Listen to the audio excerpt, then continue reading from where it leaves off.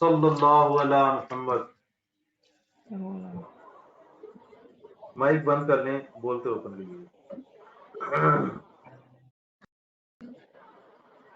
ये किसका माइक है? मोहम्मद उमर साहब,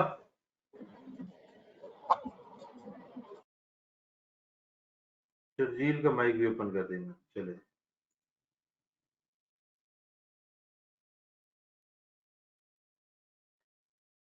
इंटेंजिबल एसेट्स। आपने जिंदगी में कभी किसी ब्रांड से शॉपिंग की हो?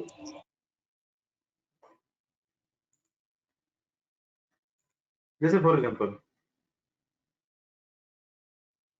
खादी। आप क्या करते हैं, आप एक आर्टिकल सिलेक्ट करते हैं, काउंटर पे जाते हैं, वो उसको स्कैन करता है, आपसे कार्ड लेता है, कार्ड को स्कैन करता है और कहता है आर्टिकल ले जाओ। होना तो ये चाहिए था,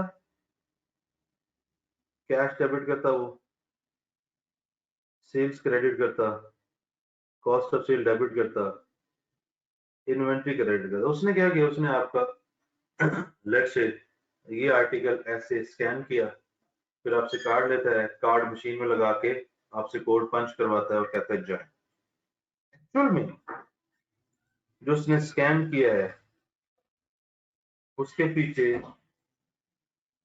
उसने जो स्कैन किया वो सॉफ्टवेयर में किया है, उसके पीछे यही हुआ है। सॉफ्टवेयर ने यही एंट्री की है, कैश डेबिट कर दिया है, सेल्स क्रेडिट कर दिया, कॉस्ट ऑफ सेल डेबिट करके इन्वेंट्री क्रेडिट कर दिया।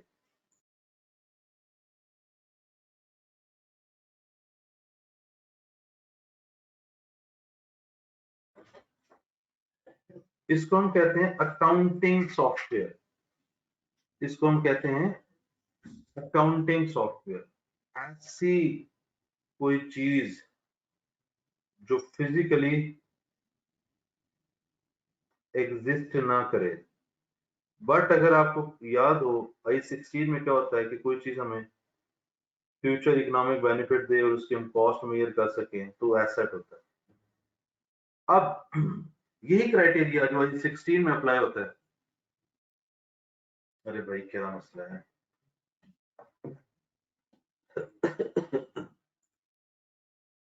जो I16 में अप्लाई होता है, अगर वही ऐसा एसेट क्राइटेरिया पूरा करे जो फिजिकली एग्जिस्ट नहीं करता, उसको इंटेंजिबल एसेट कहते हैं। जैसे आपके पास गाड़ी है, आपके पास बिल्डिंग है, आपके पास मशीनरी है, आपके पास एसी है, आपके पास लैपटॉप है। अगर आप देखें, आप उसको देख सकते हैं, छू सकते हैं, महसूस करते हैं, वो फिजिकली एग्जिस्ट करता है, उसकी एक वर्थ है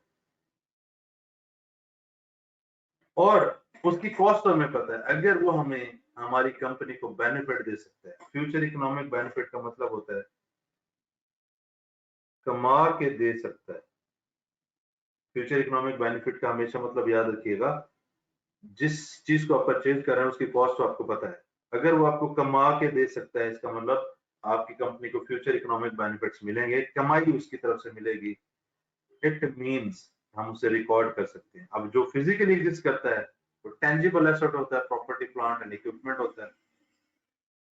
वो बिल्डिंग है, वो कार है, वो प्लॉट है, वो लैंड है, वो एसी है, वो लैपटॉप है, वो कंप्यूटर है, प्रिंटर है, प्रोजेक्टर है। जो फिजिकली एग्जिस्ट नहीं करता, इसकी सबसे बड़ी मिसाल ये मैंने आपको बताई है, कार्डी का अकाउंटिंग सॉफ्टवेयर। और मजे की बात, बहुत सारी कंपनी, इवन सारी कंपनी अपनी अकाउंटिंग एक सॉफ्टवेयर में करती हैं, उसकी फिजिकली एग्जिस्टेंस नहीं है बट एग्जिस्टेंस है, बट वो है। जैसे कि आईकैप की वेबसाइट, जैसे कि किसी भी ब्रांड की वेबसाइट, उसकी फिजिकली एग्जिस्टेंस नहीं है बट उसकी एग्जिस्टेंस है, कि ये एक चीज है जो फिजिकली एग्जिस्ट नहीं करती बट उसकी कॉस्ट भी मेजर कर सकते हैं, वो कंपनी को बेनिफिट भी दे सकती है। इसको हम कहेंगे इंटेंजिबल एसेट।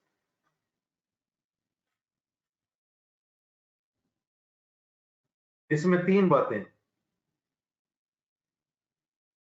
कंट्रोल्ड, कंपनी के कंट्रोल्ड में, नो फिजिकल एग्जिस्टेंस है, आइडेंटिफाइबल। अगर फिजिकल एग्जिस्टेंस नहीं है बट हम उसे आइडेंटिफाई कर सकते हैं कि यार ये जो उसने स्कैन किया था, ये किसी चीज में स्कैन किया, एक सॉफ्टवेयर में स्कैन किया है, जिस सॉफ्टवेयर में ये सारी अकाउंटिंग की एंट्रीज बैकएंड पे कर दी हैं। ये 3 फीचर कंपनी के कंट्रोल में, उसकी फिजिकल एग्जिस्टेंस नहीं है, वो आइडेंटिफाइबल है। और रिकग्निशन का क्राइटेरिया, कॉस्ट उसकी मेजर कर सकते हैं, कंपनी को वो कमा के देगा।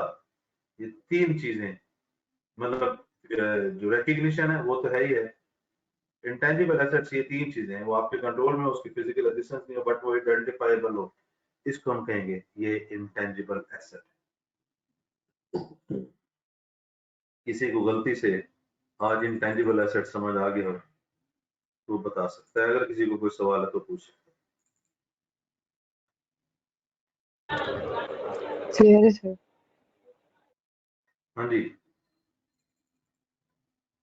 तो ईमान, अगर सवाल तो करते हुए कोई ना कोई कंफ्यूजन आई हुई कि बात ये है उस रवियन ने कितना बेनिफिट दिया, लाइक कोई चीज ऐसी थी जो लग रही हो कि ये रवियन सेशन में डिस्कस नहीं हुई। सर नहीं, रिवीजन में तो वही कल काफी मतलब एक्स्ट्रा क्लियर लग रहा था, वही मैं कह रही थी, लेकिन जब क्वेश्चंस किए थे तो कुछ और वो तो क्वेश्चंस बच्चे, अराइज हुए थे वो अदरवाइज।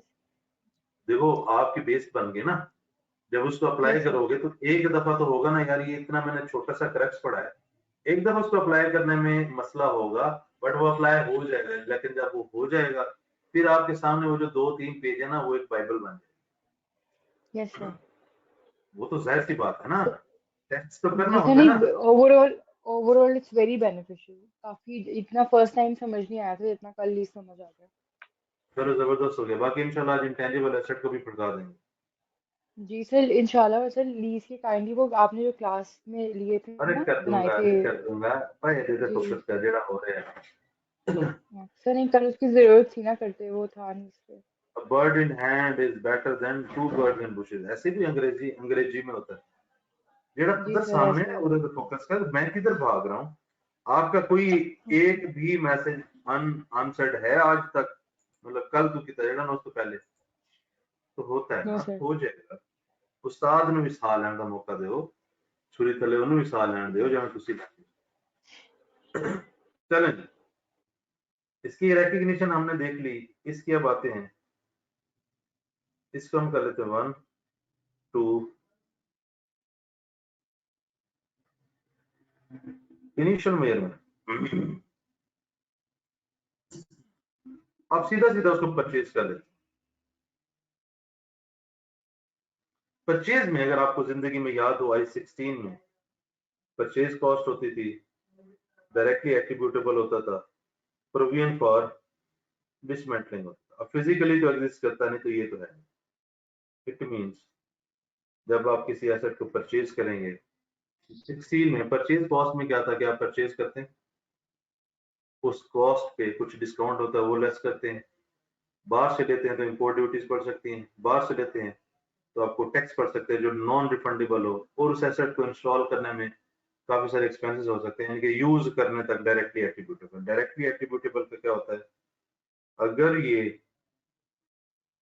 एसेट ना होता तो एक्सपेंस ना लगता, यानी कि उस एसेट, मिसाल के तौर पर मैंने अकाउंटिंग सॉफ्टवेयर लगाना है, मुझे कुछ एक्सपेंसेस करने पड़ेंगे, मुझे कंसल्टेंट बुलाना पड़ेगा, मुझे उसको पैसे देने पड़ेंगे, इंस्टॉलेशन करवानी पड़ेगी, काफी सारी चीजें हो सकती हैं। जब तक वो यूज होना स्टार्ट नहीं होता, उस वक्त की सारी कॉस्ट हम क्या करते हैं, हम इसमें ऐड कर देते हैं। हम सीधी सीधी इसकी एंट्री करेंगे, इंटेंजिबल एसेट डेबिट हो जाएगा, बैंक क्रेडिट हो जाएगा। पास्ट पेपर में प्रॉब्लम होता है एक्विजिशन में। पास्ट पेपर में उसने क्या किया होगा दोस्तों, उसने किया होगा कि मैं एक बंदे से खरीद रहा हूँ, वो कहता है कि यार उसकी जो डिटेल है, उसने रिसर्च पे 1 मिलियन लगाया है, डेवलपमेंट में 6 मिलियन लगाए हैं, आपने इसको 8 मिलियन में खरीदा है। जब पास पेपर में आप ऐसी चीज देखें, अगर वो अब एसेट है, उसके पीछे उसका ब्रेकअप जो मर्जी हो, आप उसको इग्नोर कर, आपके लिए रेलेवेंट है, इस पे एंट्री करें। पास पेपर में हम मल्टीपल टाइम ये देखेंगे कि जब आप किसी से कोई एसेट जो बन चुका है, आप खरीद रहे हैं, तो एसेट बन गया तभी खरीद रहे हैं ना। ऐसा तो नहीं कि आपने जल्द जाके खरीद लेना, उसने डेवलप नहीं होना, डेवलप्ड चीज ही खरीदेंगे जो आगे जाके एसेट बनना ही बनना है, क्योंकि वो डेवलपमेंट स्टेज में है, उसने मेच्योर होना ही होना है, कंप्लीट होना ही होना है। आप उसको खरीदते हैं, उसके पीछे उसकी क्या डिटेल है, उसने रिसर्च पे कितना टाइम लगा, उसने रिसर्च पे कितनी कॉस्ट लगाई, उसने डेवलपमेंट में कितनी कॉस्ट लगाई, इसको इग्नोर करें, ये आपके लिए रेलेवेंट है जो आपने परचेज किया है, आप उस पे अपना इंटेंजिबल एसेट रिकॉर्ड कर लें। जी भाई, हाँ जी, आता है ना प्रॉब्लम ये पास पेपर में, वो मैंने क्लियर कर दी। जी दोस्तों, भाइयों, बुजुर्गों, यस सर। किसी का कोई सवाल? ओए हूँ, हाँ तो एक ही है। हाँ जी, अनूद आप भी आ जाएं, अब्दुल मुताल आप भी। No sir, no question. हाँ ठीक है, जवाब देते रहे। अब्दुल मुताल, अनूद, ईमान, खवातीन ज्यादा हो गई और पकड़ लेते हैं। हाँ भी, जहाजेब, अनवर, क्लियर सर? नहीं है नहीं, मैसेज नहीं मैं खोलना है, माइक मैंने ओपन कर दी है, हालांकि वेबिनार में माइक बंद होते हैं, मैंने आपकी ओपन कर दी है। इनिशियली मेजरमेंट यानी कि पहली दफा जब मेरे पास एसेट आता है, उसको मैंने कैसे मेजर करना है, ये हमने देख लिया दोस्तों एक सिनेरियो।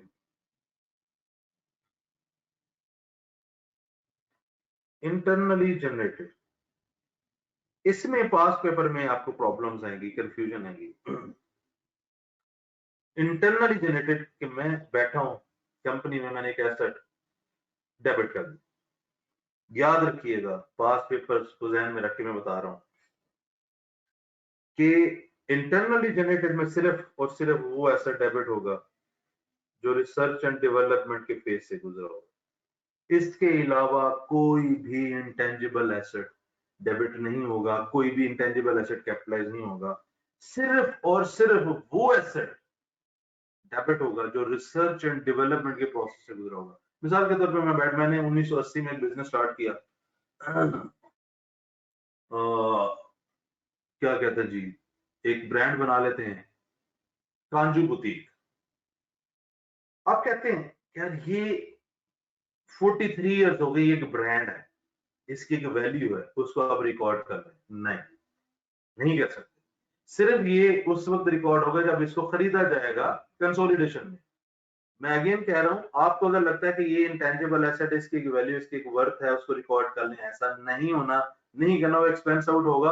आपने जिस एसेट को रिकॉर्ड करना है, सिर्फ और सिर्फ वो एसेट होगा जो रिसर्च एंड डेवलपमेंट के फेज से गुजर के आया होगा। अब रिसर्च क्या है, आप खुद सोचें। जैसे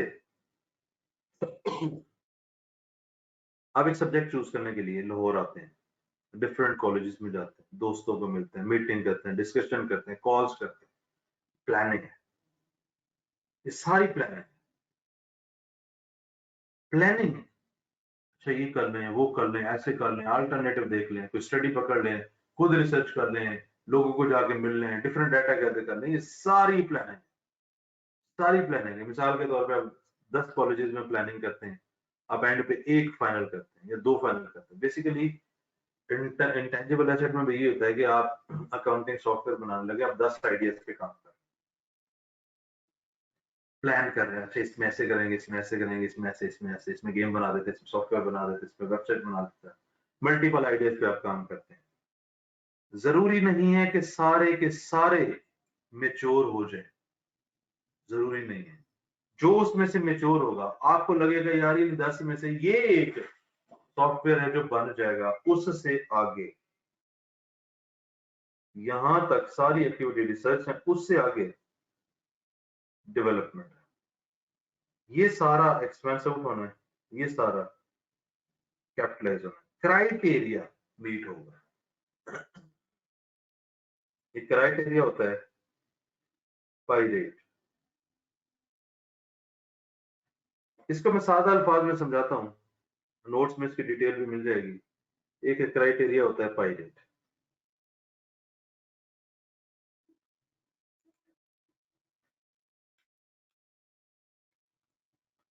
पाई रेट में कि आपकी इंटेंशन है उसे कंप्लीट करना, आपके पास पैसे हैं, आपके पास टाइम है, आपके पास रिसोर्सेज हैं, आप उसे कंप्लीट कर सकते हैं, फिजिबिलिटी है।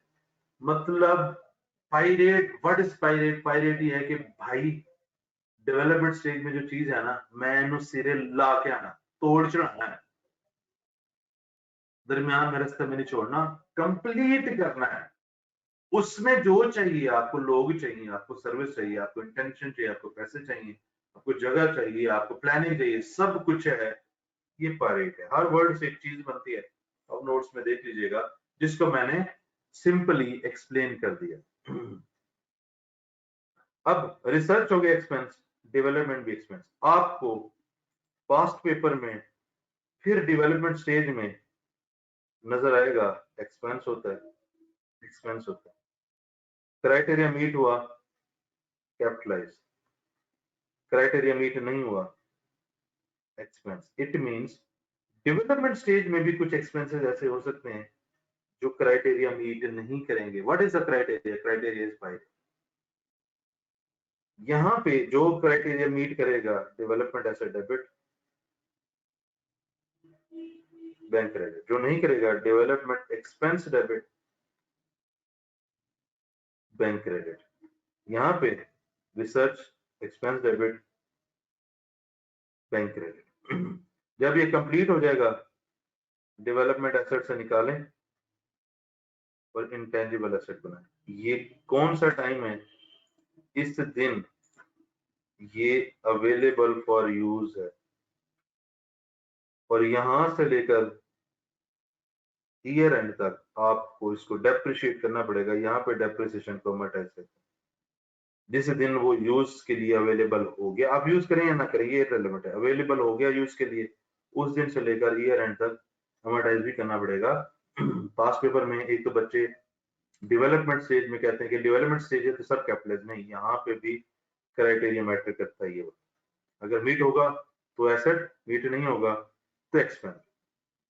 जब वो कंप्लीट हो जाए, डेवलपमेंट से निकाल के इंटेंजिबल बना दें, उस दिन से लेकर ईयर एंड तक अमोर्टाइज करें। ये भी स्टूडेंट्स भूल जाते हैं, ये भी हमने नहीं करना, हम अमोर्टाइज भी कर रहे हैं। जी दोस्तों, भाई बुजुर्ग, गलती से किसी को समझ आ गया है? हाँ जी, आमूश आपको भी मैंने अनम्यूट कर दिया। जहांजीब अनवर को सर भी जब कर दिया। सर जब क्राइटेरिया मीट हो जाएगा तब तो हम इंटेंजिबल एसेट में रिकॉर्ड कर लेंगे ना उसको, नहीं डेवलपमेंट बच्चे, एसेट में। डेवलपमेंट से ये ऐसे ही है। कभी आई 16 में आप बिल्डिंग बना रहे होते हैं, direct property plant and equipment को डेबिट करते हैं कि ये CWIP रहता है।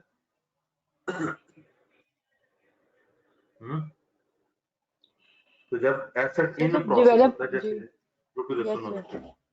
जैसे हमने 16 में देखा हुआ है, जब एसेट इन प्रोसेस होता है, इन प्रोसेस, यस सर। उसको CWIP कहते हैं। यहाँ पे उसको इन प्रोसेस एसेट को डेवलपमेंट एसेट है, जब तक वो बंद ओके है। जब बन जाएगा, डेवलपमेंट एसेट क्रेडिट करेंगे, इंटेंजिबल एसेट डेबिट करेंगे। Okay sir. जी भाई, किसी को गलती से कुछ समझ आया तो बताएं। ओए ओए, जहांजीब, अब्दुल मुताल, यार ये बाकी लोग भी हूँ हाँ करें यार, क्या कर रहे यस हो सर। लड़कों? यस सर, समझ आ गई है। मेरी बैटरी लो है, फिर भी देखो मैं कितना जज्बे नाल बैठा है। चलें, तीसरा इनिशियल, ये इनिशियल मेजरमेंट है, यानी कि या हम ऐसे एसेट हमारे पास आएगा, ये एसेट ऐसे हमारे पास आएगा। एक्सचेंज, एक्सचेंज में याद रखिएगा हमेशा दो चीजें होती है, एक डिस्पोजल,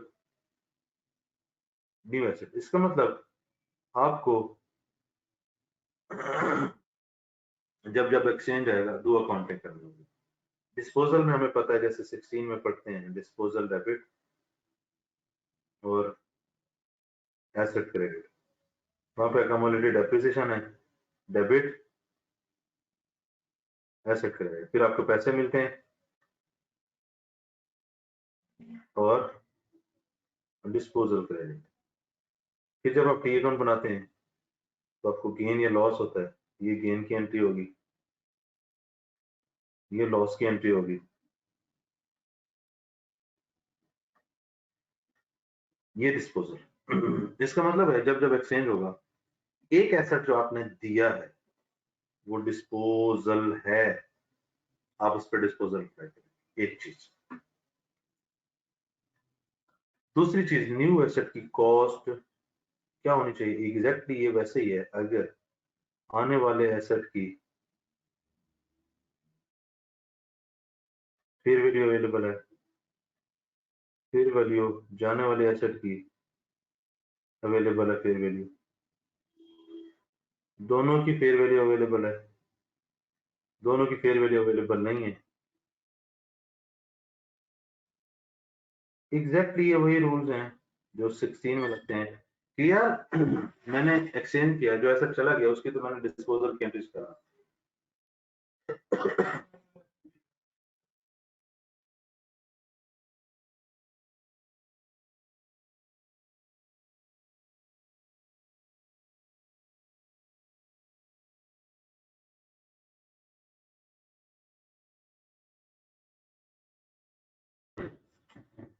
तो जो एसेट गया उसकी तो डिस्पोजल की हम एंट्री स्टेटमेंट कर देंगे। जो नया एसेट है उसमें नए एसेट की रिकॉर्डिंग किस पे करनी है, क्योंकि मैंने तो अपने पास नया एसेट भी रिकॉर्ड करना है। तो कहते हैं कि आने वाले एसेट की अगर फेयर वैल्यू अवेलेबल है तो उस पर रिकॉर्ड करें, पहली चीज। दूसरी चीज, अगर आने वाले एसेट की फेयर वैल्यू अवेलेबल नहीं है और जो एसेट हमने दिया उसकी फेयर वैल्यू अवेलेबल है, उस पर रिकॉर्ड करें प्लस कैश या माइनस कैश। ये ऐसे ही है, देखें। आप दुकान पे जाते हैं, आप पुराना एक मोबाइल देते हैं दुकानदार को। आप कहते हैं जी मैंने आईफोन 45 प्रो मैक्स लेना, क्योंकि उस वक्त तक आपके पास पैसे आगे होंगे। हर साल में एक अगर हम मॉडल लगाएं तो 28 साल बाद आप शायद सीए भी कर चुके हो, आपके पास पैसे भी हों, उस वक्त आप खरीद भी सकते होंगे। पुराना मोबाइल दिया, वो कहता है जी अच्छा ये मोबाइल नया पकड़ो, पुराना अपना दो, साथ मुझे कैश दो। तो एक्चुअल में नया मोबाइल मुझे कितने में पड़ा, मैंने उसके बदले में पुराना मोबाइल दिया प्लस कैश दिया। फेयर वैल्यू पुराने मोबाइल की प्लस कैश। कभी कभी ऐसा होता है आप महंगा मोबाइल देते हो और सस्ता खरीदते तो वो पैसे देते हैं, तो मेरे मोबाइल की वैल्यू माइनस जो मुझे कैश मिला।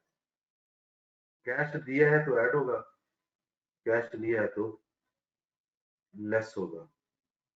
फिर वो कहता है अगर दोनों की फेयर वैल्यू गिवन हो, वो कहता है सेकंड सिनेरियो चूज करें। कभी कभी ऐसा होता है दोनों की फेयर वैल्यू अवेलेबल नहीं है, तो कैरिंग वैल्यू पकड़ें, इसमें वही कैश वाला कॉन्सेप्ट ऐड करें अगर दिया है, और अगर कैश लिया है तो लेस करें। इस पे हम अगर गौर करें तो ये दोनों कॉन्सेप्ट 16 के 100% फॉलो हो रहे हैं, वही कॉन्सेप्ट है। जी दोस्तों, एक्सचेंज में कुछ हुआ? सर अगर इसमें हमें तीनों गिवन हो, एसेट जो हमने गिवन किया उसकी फेयर वैल्यू भी, एक्वायर की भी और कैरिंग वैल्यू एसेट गिवन की, तो फिर हम कॉस्ट के तौर पे क्या यूज करेंगे? सेकंड सिनेरियो, सेकंड क्या सर? सेकंड सेकंड सेकंड वाली यूज करेंगे? ये वैसे होगा नहीं, लेकिन अगर आप कह रहे हो तो फिर आप सेकंड पूछ। ठीक है सर थर्ड और सेकंड में ट्रीटमेंट सेम ही है ना? थर्ड में और सेकंड में ट्रीटमेंट सेम है ना, सिवाय उसमें फेयर वैल्यू और इसमें कैरिंग अमाउंट है। हाँ जी ओके। जी। एक्सचेंज में कोई और सवाल? जी दोस्तों, भाई बुजुर्ग,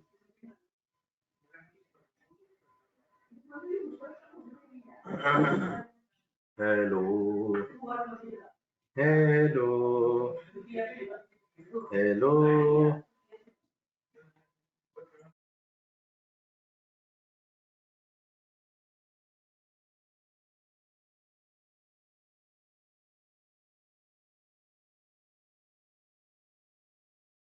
हाँ जी, अब हम चलते हैं अगले सिनेरियो पे, that is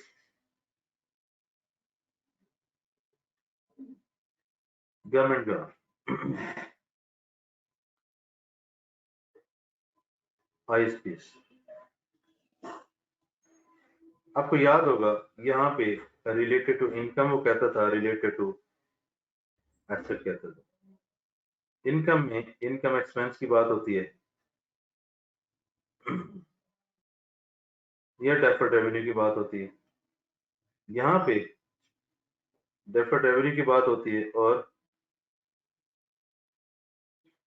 deduct from cost की बात होती थी। दो ट्रीटमेंट होते हैं, यानी कि आपको ग्रांट मिली, एक्सपेंस इनकर कर चुके हैं, तो पैसे डेबिट और इनकम क्रेडिट, या इंटेंजिबल एसेट मिला तो वो डेबिट और इनकम क्रेडिट। दूसरा, आपको इंटेंजिबल एसेट मिला, वो डेबिट, डेफर्ड रेवेन्यू क्रेडिट, और उसको जितनी उसकी लाइफ है उस पर डिवाइड करते रहेंगे। डेफर्ड रेवेन्यू को यूजफुल लाइफ पे डेफर्ड रेवेन्यू डेबिट करते रहेंगे, ग्रांट इनकम क्रेडिट करते रहेंगे। यही इसका ट्रीटमेंट हो गया, यही इसका ट्रीटमेंट हो गया। Deduct from cost, let's say 100 रुपए का आपका एसेट है, 20 की ग्रांट मिली तो 80 पे यहाँ पे आप इस पे डेप्रिसिएशन चार्ज करते रहेंगे। 20 ग्रांट आप सर ये रिपीट कर दें प्लीज। पुत्र मेरे को ना FR 1 ना रिपीट कराया कर। बैंक से पैसे मिलते हैं 20 रुपए, एसेट यानी कि जो मुझे ग्रांट मिलता है उसको मैं एसेट की कॉस्ट में से माइनस कर देता हूँ। पैसे मिले, डेबिट और एसेट को क्रेडिट कर दिए। ये IAS 20 का क्रक्स है जो हम करते थे। अब यहाँ पे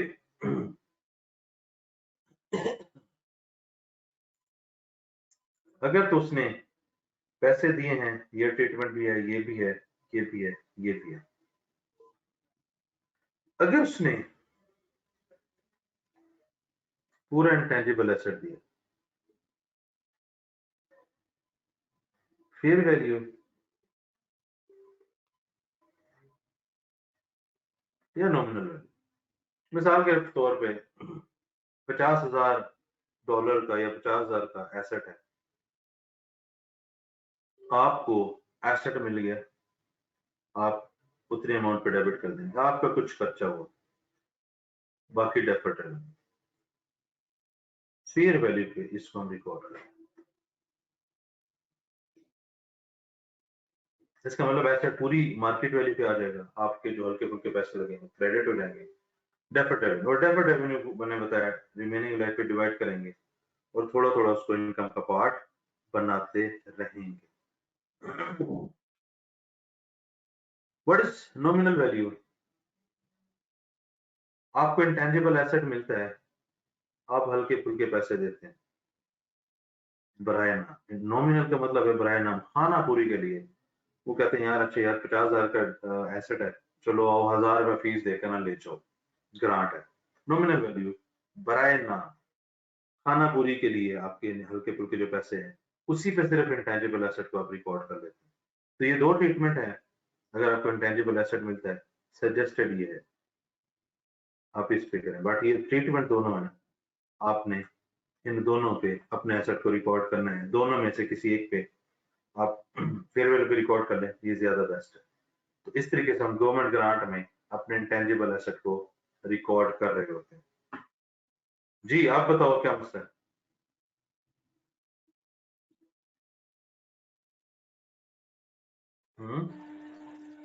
सर ठीक है सर, दोनों में से किसी एक पे रिकॉर्ड करना है ना? यस यस, वरना तो दो दो एसेट हो जाएंगे। Yes sir. हमारे पास 5 में है। अभी हम इनिशियल मेजरमेंट कर, हमने एक सब्सिडी खरीदी, कंसोलिडेशन,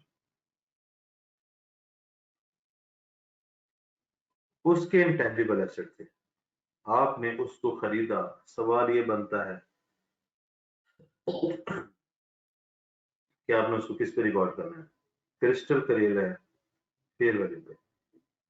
अब फेयर वैल्यू पे जब आप खरीदोगे तो दो तरह के एसेट हो सकते हैं, प्रॉपर इंटेंजिबल एसेट है और इन प्रोसेस एसेट है, यानी कि वो भी बना रहे हैं डेवलपमेंट। अगेन जब खरीद रहे हैं डेवलपमेंट एसेट, उसकी आगे कोई डिटेल है, जैसे यहाँ पे ये वाली थी, तो वो हमारे लिए रेलेवेंट नहीं है। हमने खरीदा है, जितनी उसकी फेयर वैल्यू उस पर उसको रिकॉर्ड करेंगे। इंटेंजिबल एसेट डेबिट और बैंक क्रेडिट जो भी हमने कंसिडरेशन पे की, इसका मतलब फेयर वैल्यू पे हमने उसको रिकॉर्ड कर लेना, हमने उसको फेयर वैल्यू पे रिकॉर्ड कर लेना है। ओके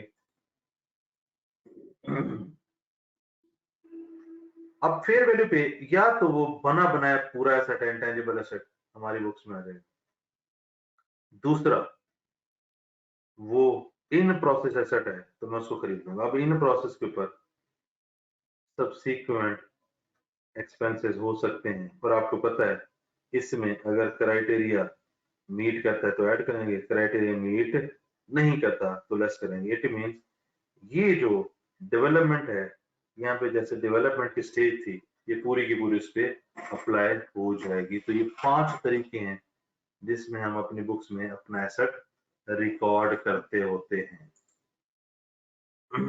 इन 5 तरीकों से आपके पास पहली दफा एसेट आएगा, या तो आप बाहर से उसे परचेज करेंगे, या तो उसे आप रिसर्च एंड डेवलपमेंट के थ्रू डेवलप करेंगे, एक्सचेंज करेंगे, पुराना एसेट देके नया एसेट लेंगे, गवर्नमेंट ग्रांट या पैसे मिलेंगे, या आपको हुकूमत की तरफ से एसेट मिल गया, कंसोलिडेशन आपने सब्सिडी एक्वायर किया है, उसके बुक्स में एसेट थे वो आपके, अब वो एसेट आपके हो गए। तो ये 5 तरीके हैं जिससे आप इनिशियली अपने बुक्स में एक एसेट को रिकॉर्ड करते हैं। जी भाई। सर सब्सिडियरी के डेवलपमेंट एसेट को उतना ट्रीट करेंगे जितना जिस तरह अपने को कर रहे थे। जैसे डेवलपमेंट हमारा डेवलपमेंट में एसेट होता है वैसे ट्रीट करो। चले आगे। Yes sir. सही है, आपने सब्सिक्वेंट एक्सपेंस के नीचे क्या लिखा है वो बता दें। क्राइटेरिया ये जो था, ओके इन प्रोसेस जो एसेट होते हैं उस पर अगर कोई एक्सपेंस लगता है तो अगर उस पर पायरेट का क्राइटेरिया पूरा होता है तो कैपिटलाइज होगा, अगर क्राइटेरिया पूरा नहीं होता तो वो एक्सपेंस होगा। इनिशियल मेजरमेंट था दूसरे नंबर पे, तीसरे नंबर पे आते हैं सब्सीक्वेंट मेजरमेंट। अगर आपको याद हो I-16 में क्या होता था, अरे पेन ही नहीं लिख रहा।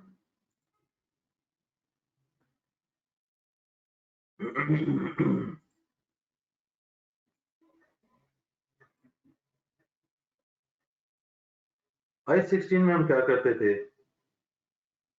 इनिशियल मेजरमेंट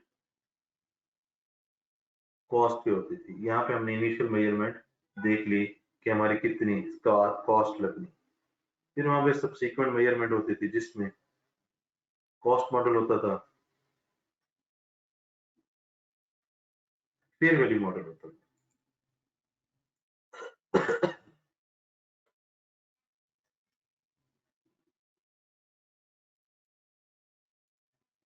अगर वो एसेट कॉस्ट मॉडल पे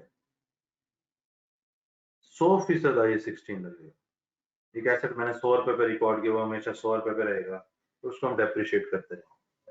fair value model, fair value से कंपेयर करते हैं कैरिंग अमाउंट को, रिवैल्यूएशन आती है। मजे की बात, I-16 100% सेम, यानी कि अगर आपको याद हो net replacement method, elimination method. अरे क्या हो गया?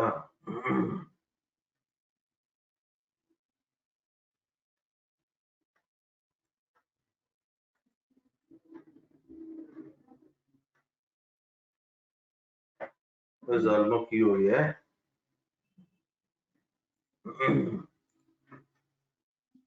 एलिमिनेशन मेथड, इसमें क्या करते थे पहले, अक्यूमुलेटेड यानी कि डेप्रिसिएशन को एलिमिनेट करते थे, फिर फेयर वैल्यू से कैरिंग अमाउंट कंपेयर करते थे तो एसेट की वैल्यू बढ़ जाती थी तो डेबिट, और रिवैल्यूएशन सरप्लस क्रेडिट, फिर रिवैल्यूएशन सरप्लस को रिमेनिंग लाइफ पे डिवाइड करते थे, वो डेबिट, रिटेन्ड अर्निंग क्रेडिट। ये हम 3 एंट्रीज करते थे हर रिवैल्यूएशन में। यहाँ पे भी ऐसी हो।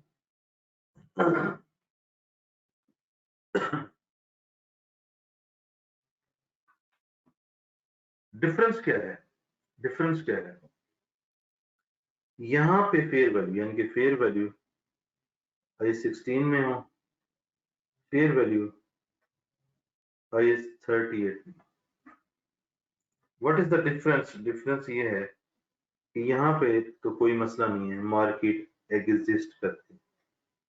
हम लेट्स से एक गाड़ी है, उसकी मार्केट से जाके मार्केट वैल्यू लगवा सकते हैं, इसकी मार्केट का मसला होता है। इसके लिए सुन रहे हैं एक्टिव मार्केट से अगर फेयर वैल्यू अवेलेबल होगी, यानी कि ये ऐसा एक मार्केट में ट्रेड होता है, वहां से इसकी फेयर वैल्यू अवेलेबल है तो रिवैल्यूएशन होगी। यानी कि इसकी फेयर वैल्यू वो थर्ड पार्टी आके कह दे, कोई कंपनी आके कह दे, कोई बंदा उसकी कोई प्राइस आके ऑफर कर दे, वो हमारे लिए इररिलेवेंट है। हमने जो फेयर वैल्यू कंसीडर करनी है वो एक्टिव मार्केट से है। रिवैल्यूएशन में मैं दोबारा बता रहा हूँ, हमने जो फेयर वैल्यू कंसीडर करनी है वो एक्टिव मार्केट से है। हमने रिवैल्यूएशन के लिए जो फेयर वैल्यू कंसीडर करनी है वो एक्टिव मार्केट से है। इसके अलावा फेयर वैल्यू कहीं से भी आती है वो हमारे लिए रेलेवेंट नहीं है। अगर फेयर वैल्यू अवेलेबल नहीं है, हमें अपने एसेट को कॉस्ट मॉडल पे रखना पड़ेगा। जब फेयर वैल्यू आएगी, इसको हम वापस रिवैल्यूएशन मॉडल पे ले जाएंगे। जी भाई, जी दोस्तों। सर अगर ऐसे मेंशन हो कि एक्टिव वैल्यू था, उसने ये बताई है वैल्यू, मैंने तो आपको भी तभी बताया है कि दुनिया जहान की किसी भी जगह से आए वो इग्नोर करना है, वो हमारे लिए रेलेवेंट नहीं है। हमारे लिए रेलेवेंट है एक्टिव मार्केट से वैल्यू पाना बस। जो पास पेपर को ध्यान में रख के बता रहा हूँ बच्चे। Okay sir. थर्ड पार्टी हो, एक्टिव पार्टी हो, कंपनी हो, दोस्त हो, बंदा हो, कुछ भी हो, एक्सपर्ट हो, इररिलेवेंट। हमने जिस वैल्यू को कंसीडर करना है वो एक्टिव मार्केट। जी भाई। जी भाई। यस सर, क्लियर हो गए। ओके, नेक्स्ट एरिया चलते हैं। डिस्पोजल। अगर एक एसेट बेचना हो तो हमने ये डिस्पोजल की एंट्रीज की हैं। 100% ये डिस्पोजल है, क्योंकि एक्सचेंज में एक डिस्पोजल का एरिया होता है, एक न्यू एसेट की कॉस्ट का एरिया होता है। तो डिस्पोजल जैसे इंडिपेंडेंट होना है वैसे एक्सचेंज में होना है। तो 100% ये जो डिस्पोजल हमने डिस्कस किया है वैसे ही अलग से डिस्पोजल होगा, यानी कि डी रिकग्निशन। डी रिकग्निशन का मतलब वो खत्म हो गया, उसको अपनी बुक्स में से निकालना है। सेल हो सकता है, उसको हमने बेचना है, बुक्स में से निकालना पड़ेगा। जी भाई, क्लियर है।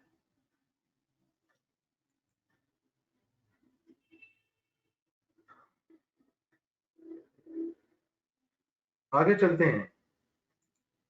हमने अभी तक जो एक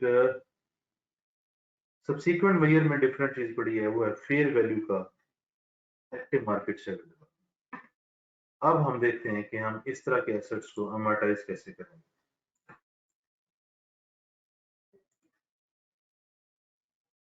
क्या नंबर था जी? 3, 4, 5 नंबर पे आ गया अमोर्टाइजेशन। अमोर्टाइजेशन समझना ये ट्रिकी है। ये कैसे होगा? सबसे पहले आपको लाइफ का कॉन्सेप्ट होना चाहिए। Indefinite, definite. इनडेफिनेट क्या है जी? ताहयात। आपको एक लाइसेंस मिल गया, पूरी जिंदगी के लिए आप उसको इस्तेमाल करते हैं, इसकी कोई लिमिट नहीं। लिमिट तो ये होती है ना कि यार 10 साल इस्तेमाल कर सकते हैं, उसने लिमिट लगा दी, 10 साल खत्म हो जाए। ताहयात, जब तक दुनिया है तेरी जिंदगी है, जा जा सिमरन कर ले अमोर्टाइज। ना कर अमोर्टाइज, इनडेफिनेट लाइफ। इसमें लिमिट है। 5 साल, 10 साल, चाहे 100 साल हो, चाहे 200 साल हो, ये लिमिट है। इनडेफिनेट में कोई लिमिट नहीं है, पहले तो हमें ये पता होना चाहिए। जब लाइफ की लिमिट नहीं है तो यहाँ पे अमोर्टाइजेशन नहीं होगी, यहाँ पे अमोर्टाइजेशन होगी।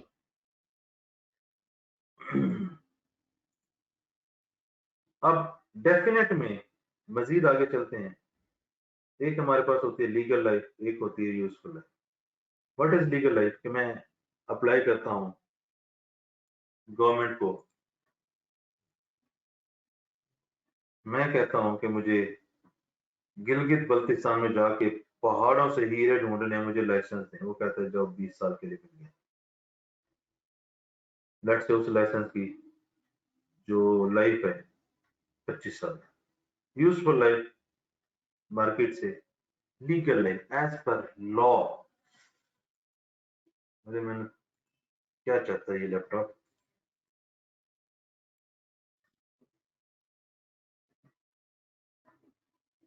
खुद ब खुद ही चली जा रहा है।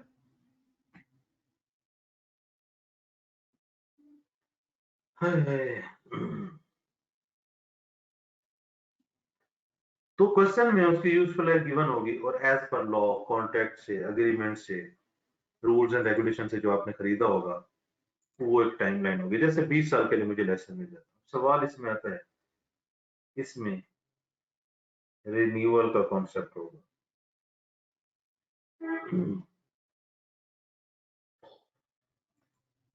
क्या मसला है? कीबोर्ड भी सुकून से पड़ा हुआ है। मिर्गी दे दौड़े दौरे पै रहे हैं ना। अरे यार चल जाओ।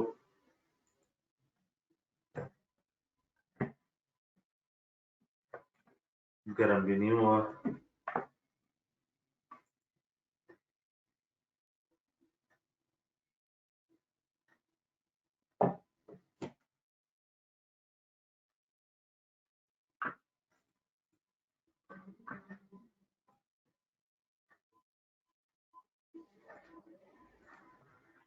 रिन्यूअल का कॉन्सेप्ट होता है क्या कि यार 20 साल लाइफ है।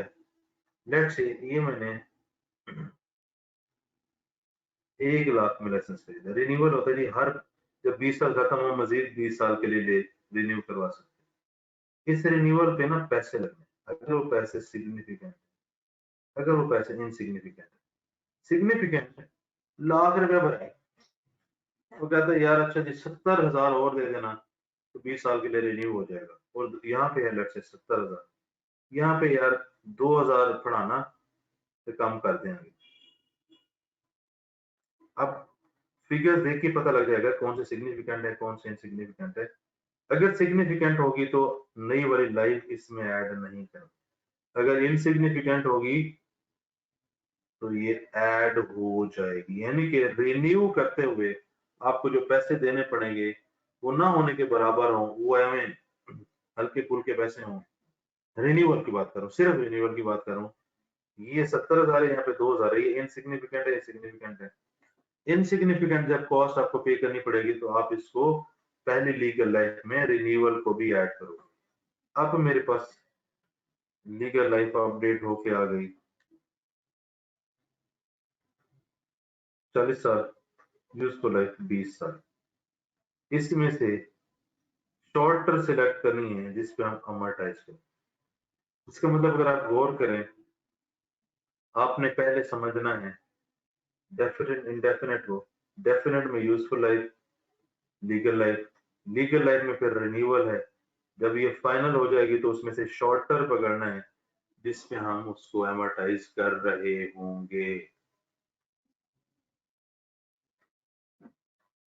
और एमोर्टाइज का आपको रूल पता है, जिस दिन वो अवेलेबल फॉर यूज हो, हम उसे यूज कर सकें, सेल कर सकें, उस दिन हम इसको एमोर्टाइज करते हैं। और एंड सेल हो गया,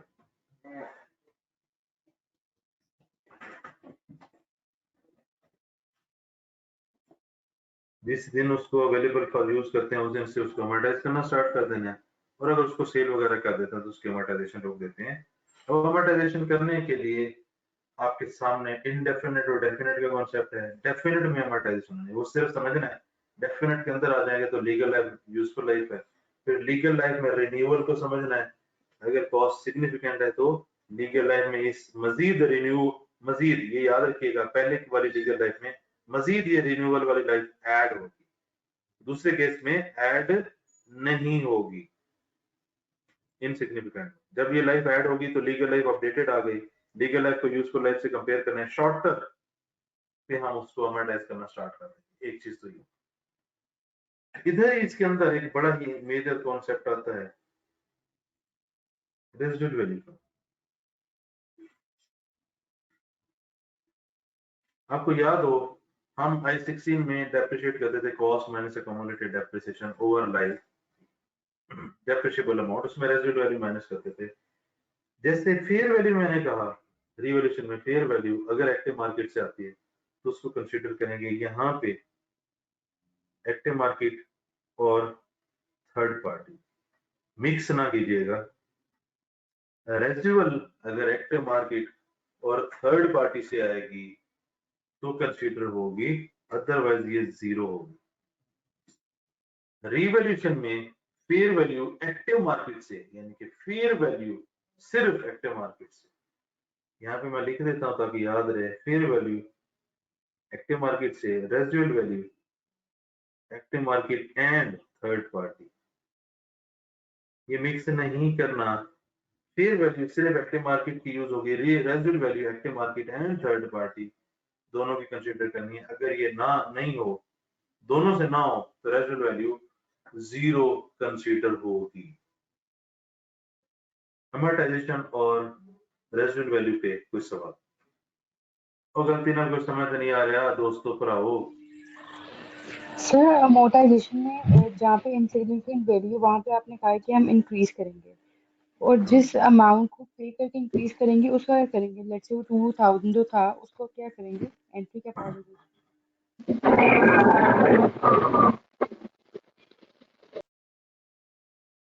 ऑन एक्सपेंस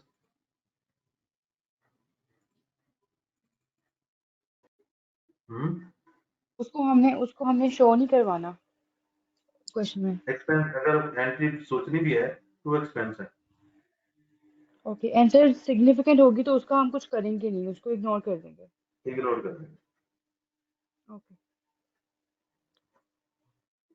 हाँ जी, अमोर्टाइजेशन और सर ये अगर अमाउंट फॉर एग्जांपल सिग्निफिकेंट होती है, जैसे आपने कहा 70,000 है, तो हमने इसको अमोर्टाइज नहीं करना फिर, यानी हमने इस लाइफ कुछ भी को नहीं देखो, हमें पहले लीगल लाइफ है लाएंगे नहीं। 20 साल, पहले लीगल लाइफ है 20 साल। अगर आप ये पैसे पे करते हो तो रिन्यूअल हो जाएगी, मजीद 20 साल मिल जाएंगे। पहले वाली लीगल लाइफ में रिन्यूअल वाली लाइफ ऐड करनी है या नहीं करनी, वो कॉस्ट के ऊपर डिपेंड करता है। अगर वो सिग्निफिकेंट है तो ऐड नहीं करनी, सिग्निफिकेंट नहीं है, इनसिग्निफिकेंट है तो ऐड करेंगे, तो 20 + 20 40 हो जाएगा। यानी हम सिग्निफिकेंट वाली जो अमाउंट है उसको भी अमोर्टाइज करेंगे, लेकिन जो पहले वाली लीगल लाइफ है उस पे। क्या चीज? सर मैं कह रहा हूँ कि जो सिग्निफिकेंट अगर अमाउंट है, पहले वाला केस है यानी 70,000 है, तो उसमें हमने लीगल लाइफ में जो रीन्यूअल के बाद वाली दोबारा लाइफ आएगी वो ऐड नहीं करनी है, हमने पिछली वाली लाइफ पे अमोर्टाइजेशन करेंगे। देखो ना, इस केस में ये हो गया, इस केस में ये हो गया, यहाँ पे आ जाएगी, फिर इसमें से शॉर्टर देखेंगे, शॉर्टर पे अमोर्टाइज करेंगे। ठीक, तो सर ये जो शॉर्टर है ये इनसिग्निफिकेंट में देखनी है, अरे नहीं, सिग्निफिकेंट का मैं पूछ रहा हूँ। भाई साइंसदान, यूजफुल लाइफ और लीगल लाइफ को कंपेयर करना है। लीगल लाइफ के अंदर वो साइंस है, उधर जब साइंस फाइनल हो जाएगी तो लीगल लाइफ फाइनल होके आ जाएगी। यूजफुल लाइफ को इससे क्या है, लीगल लाइफ के अंदर जब आप फाइनल हो करके आओगे तब दोनों को कंपेयर करेंगे। ठीक है, अब सर जो सिग्निफिकेंट वाला है उसमें लीगल लाइफ तो हमारी 20 रही, और लीगल लाइफ हमारी ये 25। लीगल लाइफ हमारी 20 रहेगी, और सर यूजफुल लाइफ हमारी 25 है। अब उसमें से हम हाँ, शॉर्टर लेंगे सिग्निफिकेंट के केस यस में। यस। Okay sir. हाँ जी, और किसी का कुछ सवाल?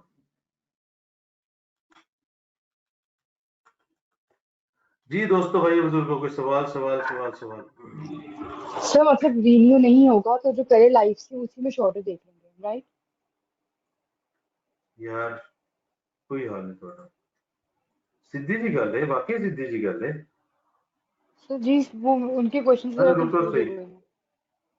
सिग्निफिकेंट में जब हम आएंगे मेरे पास, देखो, यूजफुल लाइफ से ये मेरे पास 25 है, इसके साथ या तो ये कंपेयर होगी या ये कंपेयर होगी। अब ये 20 और 40 कंपेयर करने से पहले लीगल लाइफ को फाइनल करना है आपने, सिग्निफिकेंट और इनसिग्निफिकेंट की बेस पे। अगर इनसिग्निफिकेंट है तो 40 होगी, अगर सिग्निफिकेंट है कॉस्ट तो 20 होगी। कंपेयर करने से पहले आप लीगल लाइफ को फाइनल करोगे, जब फाइनल हो गया या तो ये केस होगा या ये केस होगा। जब ये फाइनल होके आ जाएगी तो उनमें से जो शॉर्टर होगी उसको चूज कर लेंगे। हाँ जी, मोहन दसो। हाँ भाई माना। और यस वो सर, लड़का डन। बोल रहा था। हाँ भी लड़के। यस सर, समझ आ गया अब। समझ आ गया, अब तो नहीं गलत होगा सवालों में। नहीं नहीं, अब समझ आ गई सर, ये पॉइंट ना बहुत ज्यादा शुरू से मसला कर रहा था। तो जो बाकी पॉइंट थे वो जो मैंने समझाए वो मसला नहीं कर रहे थे। हाँ जी, वो समझ आ गई सर। चलो माइक बंद कर ले। अच्छा, रेजिडुअल वैल्यू हो गया, डिस्पोजल हो गया, एमोर्टाइज हो गया।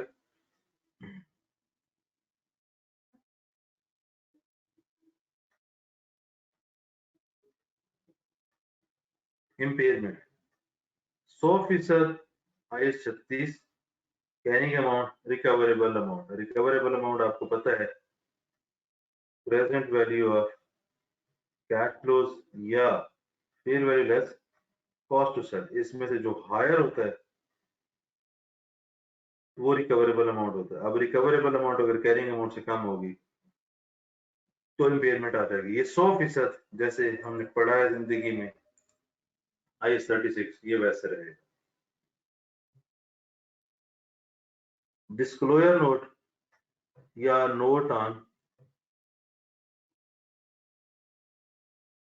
PP, अगर आपको याद हो कंपनी का नाम लिखते हैं आप, नोट्स टू फाइनेंशियल स्टेटमेंट लिखते हैं, नोट्स में फॉर द ईयर होता है, फॉर द ईयर एंडेड। फिर आप एक कॉस्ट का बनाते हैं, अकोमोलेटेड डेप्रिसिएशन का बनाते थे, यहाँ पे अकोमोलेटेड इम्पेयरमेंट लॉस का बनाएंगे। कैरिंग अमाउंट ब्रॉट डाउन की, कैरिंग अमाउंट कैरी डाउन की। हम क्या करते हैं,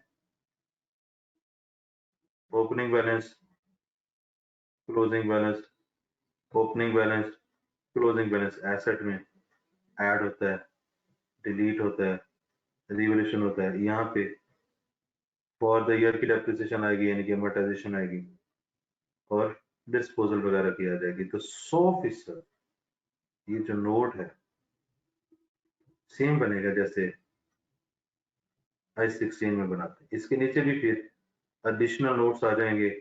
अच्छा जी, कॉस्ट ये मेथड कौन सा है, लाइफ कितनी है, रेट कौन सा है, अगर अमोर्टाइजेशन रिवॉल्यूशन मॉडल पे या ये रिवॉल्यूशन मॉडल पे ना होता तो हिस्टोरिक वैल्यू पे होता तो कैरिंग अमाउंट्स क्या होती। जो आपने IS 16 में पढ़ा हुआ है 100% का 100% ये नोट वैसे आपने बनाना है।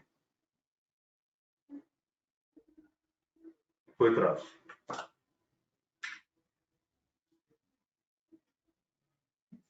हाँ जी दोस्तों। यस सर, ठीक है।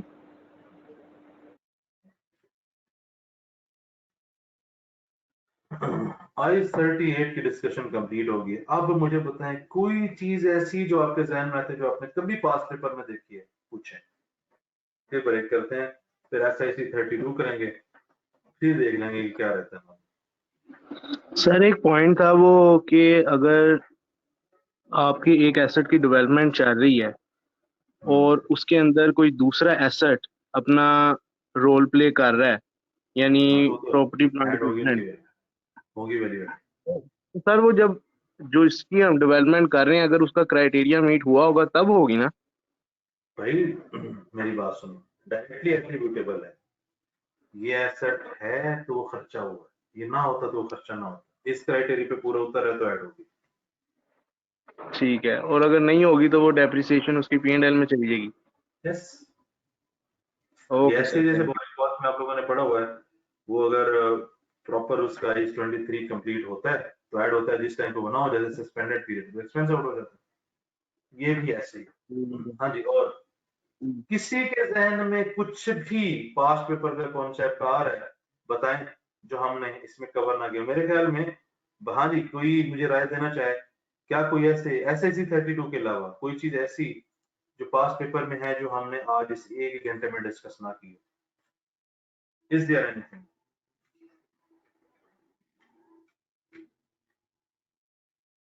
हम्म जी हाँ जी हाँ अब्दुल मुताल यार किधर टुर गए हो ब्रेक थक गए हो लगता है ब्रेक कर ली मैं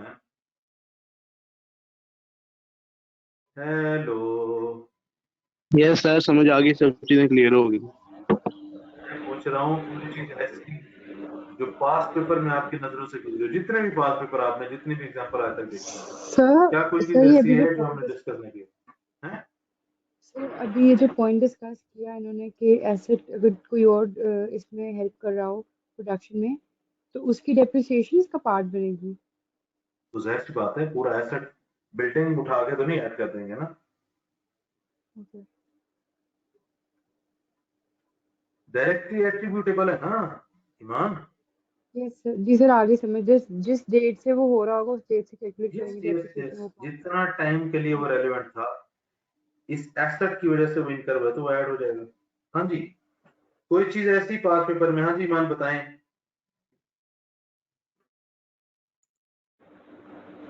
सर नहीं I have to do it.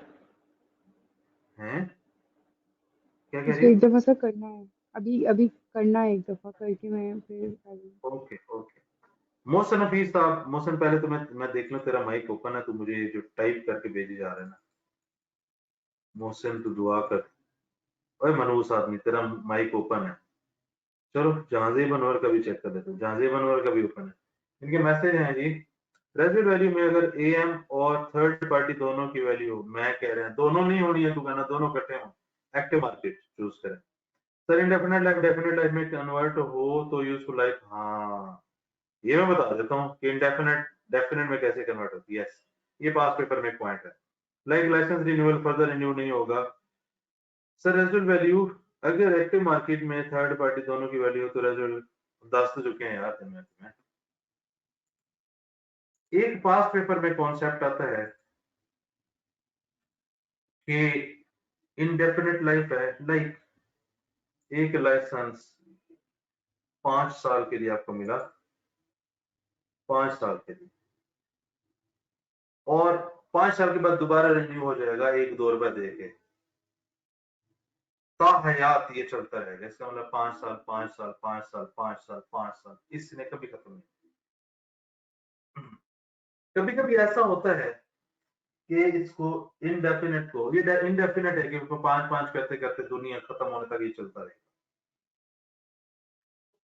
Basically ये पैच लेट्स से 2001 से लेकर 1 2 3 4 5 ये पहला पैच खत्म हो गया पैच में 5-5 साल चल रहे हैं दूसरा पैच 6 7 8 9 10 ऐसे चलता रहेगा 11 12 13 14 15 16 17 18 19 20 ये पैचेज में चलता रहेगा इसका सिंपल ये पैच मैंने इसलिए बनाया ताकि आपकी जिंदगी सुकून में आ जाए पहला पैच दूसरा पैच तीसरा पैच चौथा पैच कभी हुकूमत चेंज होती है दुनिया में कोई मसला होता है वो कहता है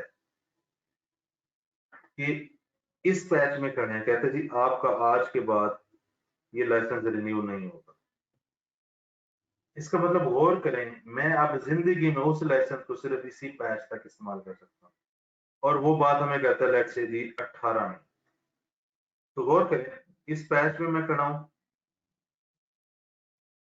इस पैच में मैं कराऊं 18 में मुझे वो कह रहा है इसका मतलब 18 यूज कर सकता हूँ 19 और 20 जिंदगी में मैं ये आखिरी पैच उस लाइसेंस को इस्तेमाल कर सकता हूँ और इस आखिरी पैच में जिस साल में खड़ा वो और आगे वाले जितने भी हैं 3 साल ये 3 साल डेफिनेट हो गया है ये 3 साल आपकी यूजफुल लाइफ है इन 3 साल पे हम अमोर्टाइज करेंगे तो आप उसके पैच बना जिस पैच में वो कहता है कि इसके बाद कुछ नहीं होगा जिस साल में उसने कहा वो साल और उस पैच के रिमेनिंग ईयर ये आपकी डेफिनेट लाइफ हो जाएगी इनडेफिनेट से कन्वर्ट हो हाँ जी मजा आया सर इसमें पहले भी तो 5 5 इयर्स की वो आपको दे रहा था लिमिट्स तो वो भी तो पुत्र उसमें जेड़े भी तो पैच च उसमें खड़ोती यूज है ओदी गल कर सर नहीं मुझे ये नहीं समझ आ रही कि पहले डेफिनेट कैसे थी इनडेफिनेट कैसे थी है। पुत्र 5-5 साल करके पूरी जिंदगी 5 साल 5 साल 5 साल 5 साल 5 साल 5 साल 5 साल कुछ 705 सर साल का 5 साल के बाद वो ऐसे तो ऊपर भी रिन्यू तो हम करवा ही रहे हैं उसमें तो कोई नहीं ऐसा वो ऑप्शन नहीं रिन्यू है है अगर ये होता है ना कि 5 साल इसकी लाइफ है और एक दफा रिन्यू होगी 5 साल, तो लिमिट आ गई ना, 10 पे रुक गया। ऊपर जैसे 20 साल था और 20 साल का रिन्यू होना था 40 साल, 40 साल इज द लिमिटेड वैल्यू। ये कहते हैं जी 5-5 साल चलता रहेगा। फ्यूचर कंटिन्यूअस क्या था? हाँ, present perfect past future continuous tense, जो अनलिमिटेड टाइम के लिए चलता रहेगा। 2001 से शुरू हो गया है, जब तक आप हैं, जब तक मुल्क है, जब तक दुनिया है, ये चलता रहेगा, इसलिए इंडेफिनिट है। अगर ये होता कि एक लाइफ है 5 साल और आप 2 दफा रिन्यू करवा सकते हैं, 1 दफा रिन्यू करवा सकते हैं, 10 दफा रिन्यू करवा सकते हैं, फिर भी एक लिमिट है। 10 दफा भी रिन्यू करवाएं तो 1 दफा आज और 10 दफा रिन्यू, 55 ईयर्स, ये एक लिमिटेड लाइफ है। अगर वो कहती है हमेशा रिन्यू होता रहेगा और चलता रहेगा, ये इनडेफिनिट है। जिस पैच में वो पंगा करते हैं, लॉ चेंज हो जाए, वो विदड्रॉ कर लें, अपनी कमिटमेंट से हट जाए, अब वो पैच, उस लेसन को आप खुद सोचे जिंदगी में आखिरी दफा इस्तेमाल कर सकते हैं, और जिस साल में खड़े हैं वो साल, उससे उस पैच के अगले साल सिर्फ ये इस्तेमाल कर सकते हैं। तो अब आपके पास एक लिमिटेड लाइफ आ गई, डेफिनेट लाइफ आ गई। अब आप लाइसेंस को उस वैल्यू पे अमोर्टाइज करेंगे। हाँ जी, हाँ ठीक है। और कुड़िए, जी सर सर। सर इसके हाँ जी अपा, सर ये इसको अगर फॉर एग्जांपल के दरमियान में, इस साल के दरमियान में इसका इंडेफिनिट से डेफिनेट हो जाए लाइफ, तो इसकी जो दोबारा से इसको जो उसकी जो ट्रीटमेंट करेंगे वो प्रोस्पेक्टिव बेसिस पे करेंगे या रेट्रोस्पेक्टिव बेसिस पे करेंगे? आई सेट आता है, जी आई सर। सेट आता है, आई सेट आता है। जी जी सर, वही रेट्रोस्पेक्टिव बेसिस पे करते हैं ना, जब चेंज होती है आपकी, या कहते हैं वही अकाउंटिंग मैं, पॉलिसी। सवाल मेरा ये है, आई सेट आता है, जी सर। वैसे ही आई सेट लगेगा। ठीक है। मेरे को यार नहीं पूछना। हाँ जी जी, अब आप आई सेट लगेगा, अगर डेप्रिसिएशन मेथड है, डेप्रिसिएशन पॉलिसी है, जो भी, आई सेट लगेगा। जी क्लियर है आफाक? सर हाँ जी ईमान, यस सर। सवाल है कोई? No sir. किसी का कोई सवाल? ये आप समझ आ गया ईमान तुझे कि नहीं आया? जी सर आ गया। जी दोस्तों, किसी का और कोई सवाल SIC 32 के अलावा? आपके जहन में कोई, पास पेपर ओपन करके भी बैठ सकते हैं, कुछ भी जहन में आता है जो हमने यहाँ पे डिस्कस नहीं किया वो आप पूछ सकते हैं। SIC 32,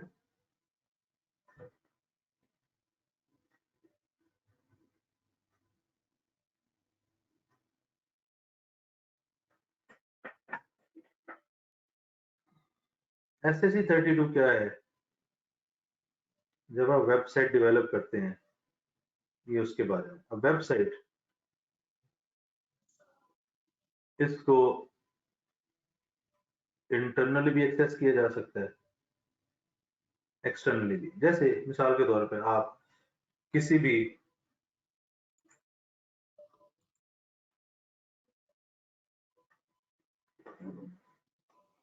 क्या मसला है,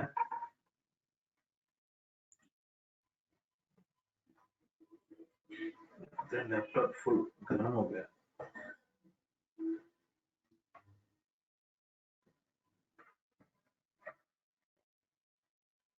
हाँ जी, जैसे आप किसी भी ब्रांड की वेबसाइट को एक्सेस करते हैं, इसका मतलब दुनिया को उसकी अवेलेबिलिटी है, दुनिया उसको एक्सेस कर सकती है। जैसे ICAP की वेबसाइट है, अगर ऐसी वेबसाइट बनी हो जिसको सिर्फ ऑफिस के लोग एक्सेस करते हैं, उसको इंटरनल एक्सेस करते हैं। मिसाल के तौर पे एक वेबसाइट बनती है, एक FS ऑफिस है ABC, वो वेबसाइट सिर्फ ऑफिस के लोग ही इस्तेमाल करते हैं, उसको एक्सेस करते हैं, उसी को यूज करते हैं, बस खत्म। एक है वेबसाइट जो बाहर की दुनिया के लिए भी अवेलेबल है। इंटरनल वाली, इसके ऊपर जितना भी खर्चा होगा ये सारा एक्सपेंस होगा, इस पे डिपेंड करता है, या कैपिटलाइज होगा या एक्सपेंस होगा। अगर तो हम सिर्फ मार्केटिंग, एडवर्टाइजमेंट और दुनिया को डाटा दिखाने के लिए वेबसाइट इस्तेमाल कर रहे हैं, एक्सपेंस आउट होगा। अगर ये रेवेन्यू जनरेट करके देते हैं, जैसे ICAP की वेबसाइट है, उस पर आप एडमिशन प्रोसेस कर सकते हैं। जैसे आप किसी ब्रांड की वेबसाइट पे जाते हैं, वहां पे आप ऑर्डर प्लेस कर सकते हैं, आप चीजें खरीद सकते हैं। अगर वो वेबसाइट एक्सटर्नली अवेलेबल होने के साथ आपको रेवेन्यू जनरेट करके देती है, इट मींस वो जो एक्सपेंस है वो कैपिटलाइज होगा। फिर हम आते हैं वेबसाइट को डेवलप करने के ऊपर। वेबसाइट को डेवलप करने में एक रिसर्च फेज है, प्लानिंग, फिर हम बात करते हैं डेवलपमेंट की। डेवलपमेंट में अगर आप गौर करें, डेवलपमेंट में जो आपको वेबसाइट नजर आती है, इसकी कोडिंग होती है, इस पे आपको डिफरेंट पेजेस नजर आते हैं, पेजेस के ऊपर डाटा होता है, ठीक है। यानी कि इसमें आ जाएगा आपका इंफ्रास्ट्रक्चर, कोडिंग है, कोडिंग के साथ एड्रेस है, यानी कि www.icap.org, ऐसे ही होता है ना, कोडिंग कह लें आप, उसका एड्रेस कह लें, ये आपका क्या है, इंफ्रास्ट्रक्चर है। फिर पेजेस, अपीयरेंस है, ये डाटा, कंटेंट है। ये तीन हमारे फेस, इनके इंफ्रास्ट्रक्चर हम वेबसाइट पे डेवलप कर रहे हैं, उसकी अपीयरेंस पे काम कर रहे हैं, उसके कंटेंट पे काम कर रहे हैं, ये डेवलपमेंट है। यहाँ पे जो प्लानिंग है, इस पे प्लानिंग से मुराद यार इस तरह की वेबसाइट बनाते हैं, ये एड्रेस होना चाहिए, ये सॉफ्टवेयर बना लेते हैं, इस पे ये डाटा होना चाहिए, पेज ऐसे होने चाहिए, मीटिंग कर लेते हैं, ये सारा जो खर्चा है, ये जो कॉस्ट है, ये एक्सपेंस होगी, और ये जो सारा है कैपिटलाइज होगा। फिर हम उसको मेंटेन करते हैं। मेंटेन में क्या आता है, आपको इंटरनेट चाहिए होता है, मेंटेन में उसके अपग्रेड हैं, मेंटेन में कोई भी एक्सपेंस हो सकता है, ये सारे का सारा खर्चा एक्सपेंस आउट हो रहा होगा।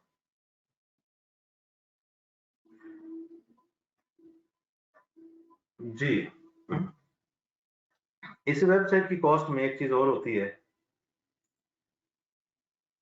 हार्डवेयर, जिस पे ये वेबसाइट चलनी है। बड़े बड़े सर्वर इस्तेमाल होते हैं, इस सर्वर के ऊपर ऑपरेटिंग सॉफ्टवेयर, यानी कि जैसे आपके पास लैपटॉप है, लैपटॉप पे विंडो हुई होती है, विंडो फलानी फलानी फलानी फलानी, ये IS 16 में जाता है। अब ये जो हमने डिस्कशन कर ली, इसके बाद मेरा नहीं ख्याल SIC 32 के सवालों में कोई चीज ऐसी है जो ना कवर हुई हो। किसका माइक ओपन करना है? अब्दुल मुताब। जी बच्चों, कंफ्यूजन कोई सवाल? एक मिनट, मैं जरा इसको दोबारा करता हूँ, माइक बंद करें। पहले वेबसाइट की एक्सेसिबिलिटी को देखना है। इंटरनल अगर एक्सेस होती है तो एक्सपेंस, एक्सटर्नल एक्सेस होती है। अगर वो रेवेन्यू जनरेट करती है, यानी कि उस पर सेल वगैरह होती है, तो वो कैपिटलाइज होगी। अगर वो सिर्फ मार्केटिंग के लिए, दुनिया को दिखाने के लिए, डाटा दिखाने के लिए, तो क्या होगी, एक्सपेंस आउट हो जाएगी। फिर वेबसाइट डेवलप करने के फेजेस हैं, एक रिसर्च फेज, फिर डेवलपमेंट, जैसे इंटरनली जनरेटेड में था।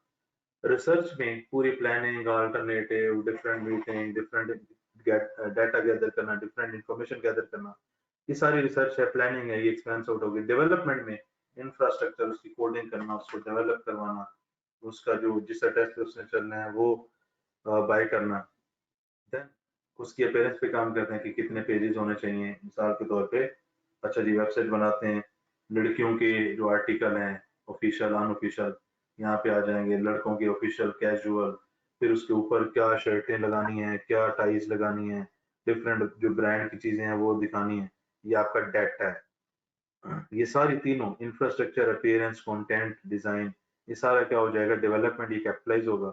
मेंटेन करवाते हैं, इंटरनेट चाहिए उसको चलाने के लिए, उसको अपग्रेड करवाते हैं, उसको मेंटेन करते हैं, उसका डिफरेंट तरह के खर्चे होते हैं, सारा एक्सपेंस आउट हो जाएगा।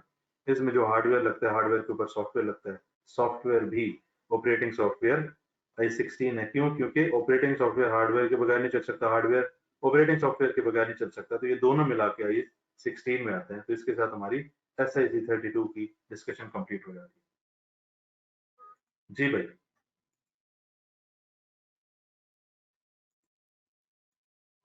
जी दोस्तों, किसी को कोई गलती से SIC 32 समझ आ गया तो बता सकते हैं। हेलो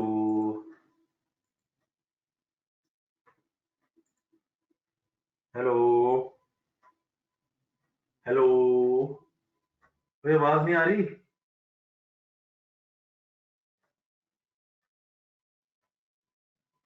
हाँ जी, आ रही है सर, आवाज आ रही है।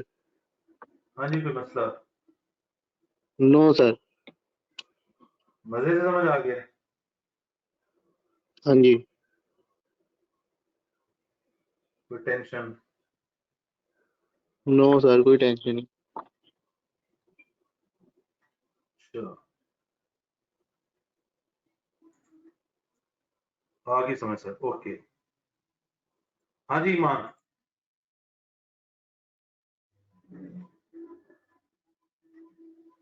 ईमान चली गई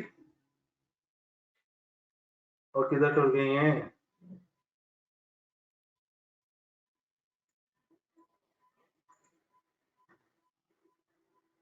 हेलो ईमान, चले। अब हम देखते हैं कि यार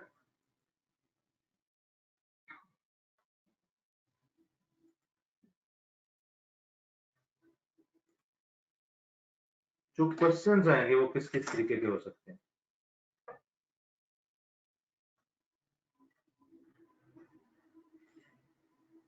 फास्ट पेपर्स,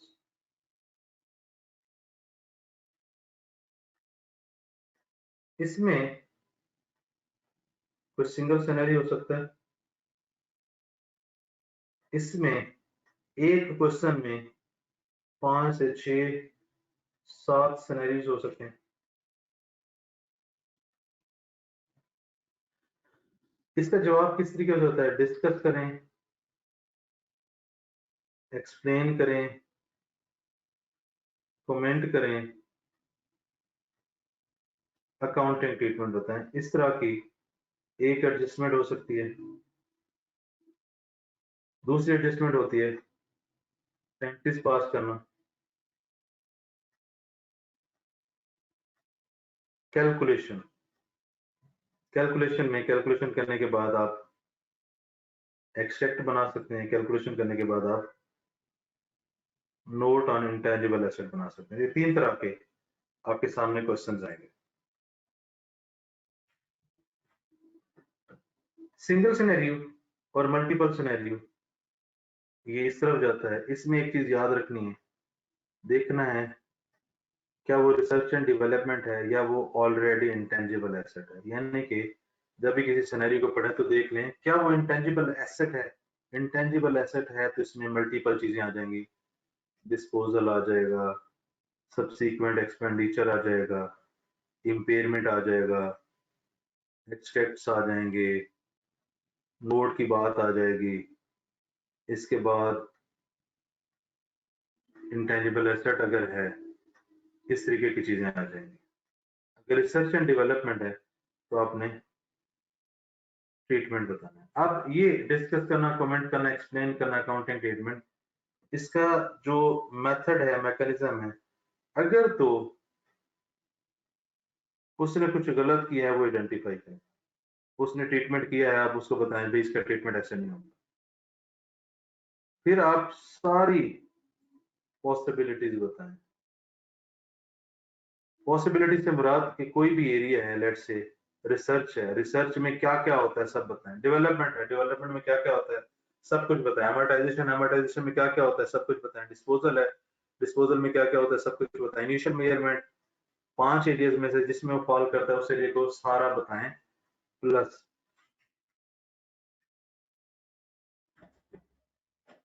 मैथमेटिकली हल करके बताना है कि इसका फलाना आंसर बैलेंस शीट में जाएगा, फलाना आंसर इनकम स्टेटमेंट में जाएगा।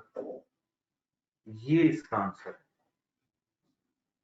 कुछ उसने गलत किया वो बता दे। अगर उसने गलत नहीं किया और वो कहता है जी इसका अकाउंटिंग ट्रीटमेंट बताएं, डेवलपमेंट के ऊपर है, अमोर्टाइजेशन के ऊपर है, सब्सिक्वेंट एक्सपेंडिचर के ऊपर है, इनिशियल मेजरमेंट के ऊपर है, जो वो एरिया है उसमें जो जो उसकी अकाउंटिंग हो सकती है बुलेट्स में सब कुछ आपने बताना। इसमें बस ये ख्याल रख लेना है, पहले देख लेना है क्या वो रिसर्च एंड डेवलपमेंट की बात कर रहा है या वो ऑलरेडी इंटेंजिबल एसेट है, क्योंकि डेवलपमेंट की अलग ट्रीटमेंट है, इंटेंजिबल एसेट की अलग ट्रीटमेंट है, ये आपने सारी बतानी है। देन आपके सामने जो सवाल आता है कि यार एंट्रीज पास करें, आप क्या करोगे, कैलकुलेशन करोगे यानी कि वर्किंग करोगे और उसकी एंट्री लेट्स से intangible asset debit, bank credit, research expense debit, bank credit, development asset या development expenditure debit, bank credit, जो भी एंट्री होगी, या amortisation, accumulated amortization debit, amortization expense debit, accumulated amortization credit, कोई भी एंट्री हो सकती है, डिस्पोजल है, डिस्पोजल की एंट्रीज, एक्सचेंज है, एक्सचेंज की एंट्रीज, जो भी है वो सारा आप कर देंगे। एक्सट्रैक्ट्स बनाने की जब बात करते हैं, जब आपने सिनेरियो हल कर लेना है, फिर आपने उसको बताना है कि इसमें से बैलेंस शीट में क्या चीज जाएगी, इसमें इनकम स्टेटमेंट में क्या चीज जाएगी। इसका पूरा तरीका होता है, कंपनी का नाम लिखें, स्टेटमेंट का नाम लिखें, स्टेटमेंट का नाम लिखने के साथ एक्सट्रैक्ट्स लिखें, एग्जैक्ट है या फॉर द ईयर है, रुपीज इन थाउजेंड है या रुपीज इन मिलियन है, ये सारा लिखने के बाद जो जो हेड बैलेंस शीट में, यानी कि जो सवाल आप कर रहे हैं उसमें से दो चीजें जो बैलेंस शीट में जानी है वो दोनों हेड लिखें और बैलेंस शीट में उसके फिगर लिख दें। इनकम स्टेटमेंट में जाने उसकी आप फिगर्स लिख दें। फिर हमारे पास आता है note on property plant and equipment, company का नाम, notes to financial statement for the year ended, cost का एरिया, accumulated amortization का एरिया और नीचे अदर डिस्क्लोजर्स। इस तरह की सारी चीजें आप कवर कर सकते हैं। तो इस तरह के सवालात आते हैं जिसमें ज्यादा ये जो मैंने बताया कमेंट करना, एक्सप्लेन करना, इस तरह के क्वेश्चंस आपके सामने आ रहे हैं। जी भाई, एनी कंफ्यूजन?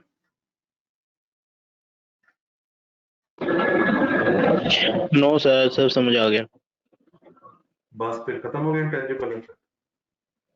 अगर किसी का कोई सवाल है, previous page for assets, send the PDF right now because you will be busy afterward. अच्छा जी, मैं कर दूंगा। तो आप कुछ बोल रहे हैं? अच्छा जी, आगे समझ। हाँ भाई, कोई सवाल इंटेंजिबल एसेट्स को लेकर, कोई चीज ऐसी जो हमने डिस्कस ना की हो?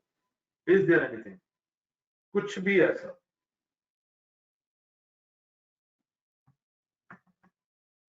हाँ भाई, कोई चीज ऐसी जो हमने डिस्कस ना की हो?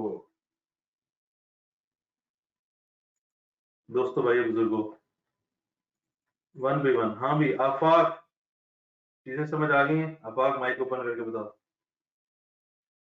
अब्दुल जी मुताल, सर, आ गया। हाँ जी। आफाक साहब, कितना इम्पैक्ट पड़ा है? अच्छे से रिवाइज हो गया है? जी सर।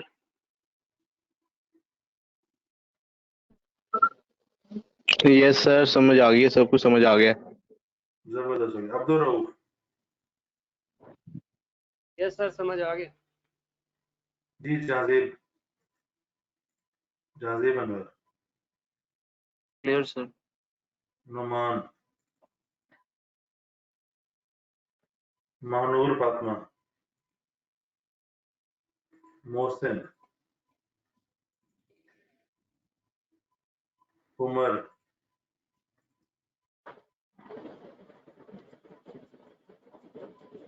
सुहेब? यासिर? ईमान? सर आगे इसका समझ। बच्चे, इसमें मैंने बताया पास पेपर किस तरीके से आता है, रिपीट क्यों कर दूं? आप अपने सारे वो सारी चीजें एक्टिव करके बैठे ना, इसमें अब मैंने 20 मिनट बोला है, उसको रिवाइज कैसे कर दूं?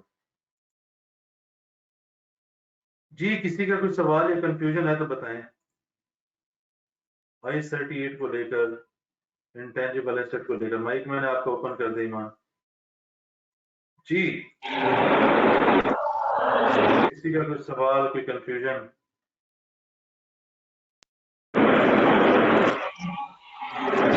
सर मेरा एक्चुअली डिस्कनेक्ट हो गया था, ये इसके पेज उस पे मैंने ये बताया कि सवाल कैसे आते हैं और सवाल कैसे करना, बस।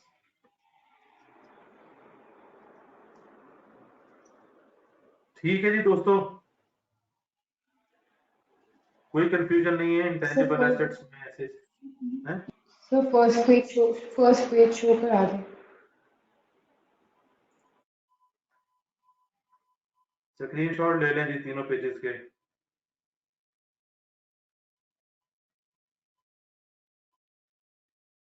लैपटॉप मर गया, पता नहीं क्यों है।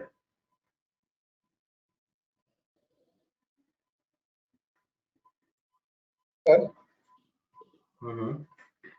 सर कोई इस तरह का सवाल आ सकता है जिसमें कोई एक्टिविटी दी हो और हमें वो आइडेंटिफाई करना हो कि ये कौन सा फेज चल रहा है और फिर उसका ट्रीटमेंट बताना हो। यस, अभी इस डिस्कशन के बाद कोई कंफ्यूजन रहनी चाहिए वैसे। हाँ जी, ले लीजिए तस्वीर ईमान। Yes sir. इस पेज की।